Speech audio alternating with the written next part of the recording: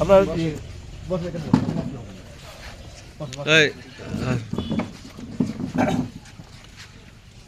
কর্মজীবনে কি আছে?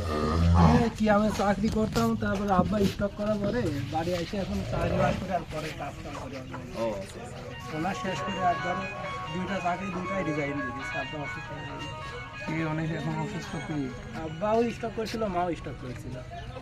তারপরে বাসায় বড় বড় গরু ছিল, সেই এর আগে ছিল এই সব বড় গরু নাকি আপনার আব্বা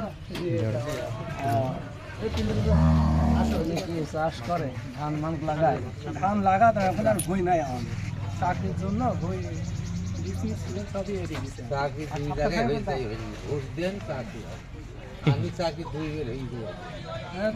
দিন পর পর টাকা দেন চাকরি দেখুন তত টাকা গরিব মানুষ পাবো জন খাই টিকা না টাকা লাগবে কি দাঁড়া না